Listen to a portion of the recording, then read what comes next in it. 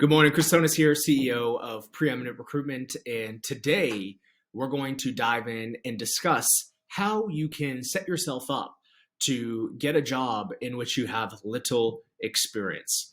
Now, this has to be one of the most common questions that we address on a daily, weekly basis, and it's one that I'm very well suited for because I've been blessed to help hundreds of people get jobs, regardless of industry, that they're limited with experience in.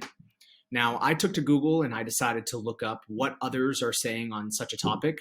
And what I found was a bit underwhelming. What I found was a bit unimpressive.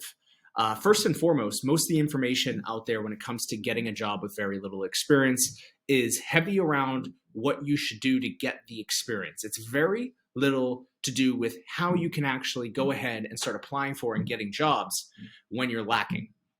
And so, for example, I saw a Forbes article recently, which, I'm a huge fan of Forbes. I think it's a great magazine with a lot of good information and they take a lot of good accounts.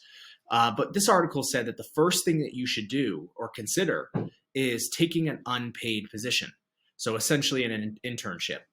Now, unless you're in a field that requires internships, whether it be law, engineering, or certain healthcare practitioners, I don't necessarily love the idea of an unpaid internship.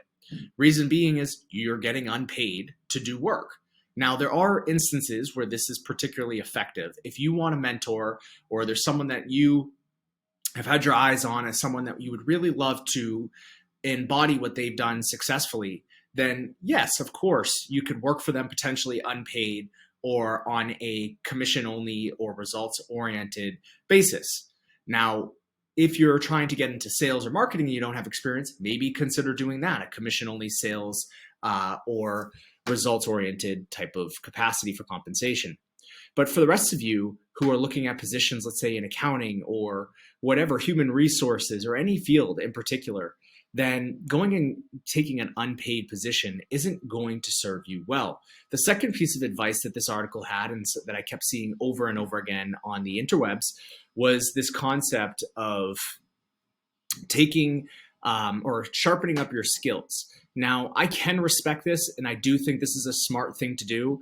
Any kind of certifications you can get around what you're doing, any kind of continuing education that you can do around what you're doing, all of these things will help. Now, the last piece of advice this article gave is to get out there and start applying. Now, I don't necessarily think this is a good piece of advice at all, because of course, if you're watching this video, then you've probably been applying and not having much success. And so my advice for you, if you're lacking success with applying positions with very little experience, is you have to go above and beyond the application. You have to start looking at things a different way. You have to start doing more than just submitting an application. What more can you do? Can you connect with the employer on social media? Can you reach out to them in an email? Can you show up in person? Can you call them? Anything's better than what you're doing right now today. And that is simply just applying. And so I don't like this advice. I don't think it's good advice to just go out there and apply, because that is the problem and where the problem stems from. You see, we go out there and we send 100 applications and we don't hear back, which is very likely if you don't have experience, because you're up against 100 to 200 other applications, and a good 10 to 15% of those people are highly qualified. So you have to find a different way to get your face, name, and resume in front of the person that you are most interested in having your information. And like I said, there's a couple of key ways you can do this.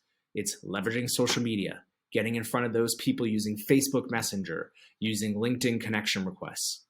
Next option is you could call. Some of these old school tactics people aren't doing anymore. So instead of having competition of 100 to 200 people, you would be the only person. So don't be afraid to call and ask if you could speak to the person that's doing the hiring for the position.